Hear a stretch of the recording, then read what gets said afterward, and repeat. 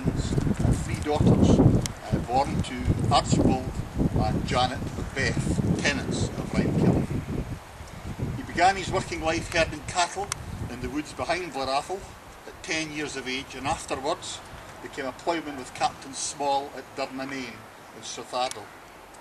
In 1849, following the footsteps of older brother Finlay, Donald joined the Atholl Highlanders and later followed by younger brothers Archibald and John.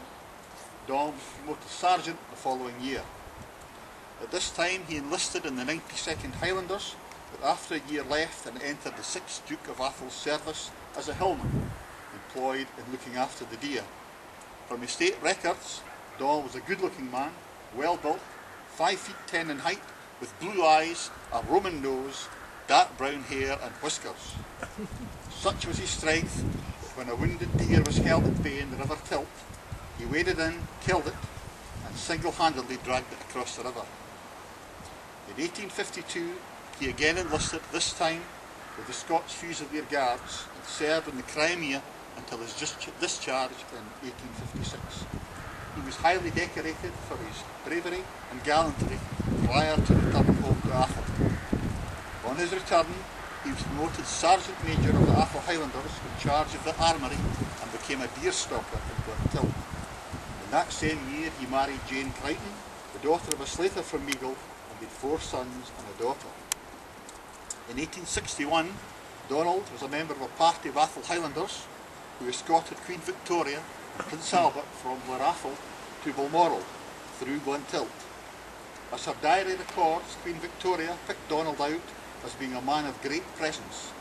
One of the Duke's keepers, Donald McBeath, was a guardsman and was in the Crimea.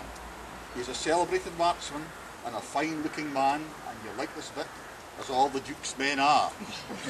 In 1864, Donald was promoted Atholl Head Forester. His prowess as a sharpshooter became evident as between November 1866 and March the following year, he personally shot 100 hinds, and the next October accounted for 14 stags.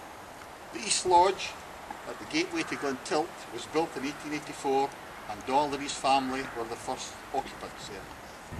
He retired in 1905 and moved down to Garryside, where he remained until his death 100 years ago today. The 7th Duke recorded the following in the Atholl Highlander record. Sergeant Major McBeath, representative of one of the Glentillt families of former days, and one of the finest looking men who ever joined the Atholl Highlanders, after a short service in the 92nd Highlanders, entered the Atholl Highlanders in 1849 and was promoted to sergeant the following year.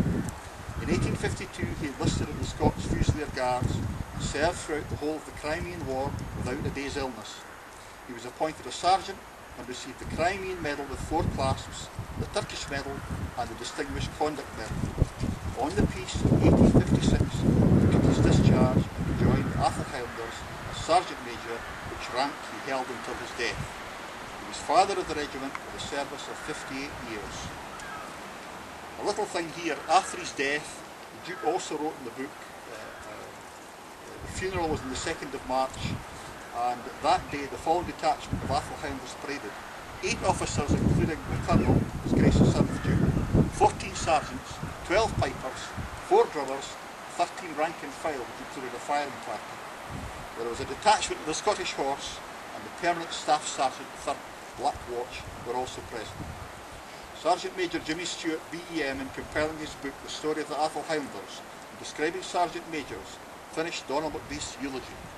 He was a magnificent figure of a man and was truly the father of the regiment. Ladies and gentlemen, thank you for your attendance here today. It's thanks to John and the museum that's all come together here today, and we're invited along to the Atholl Arms for some light refreshments. Maybe catch up. Any of you who are relatives to Donald,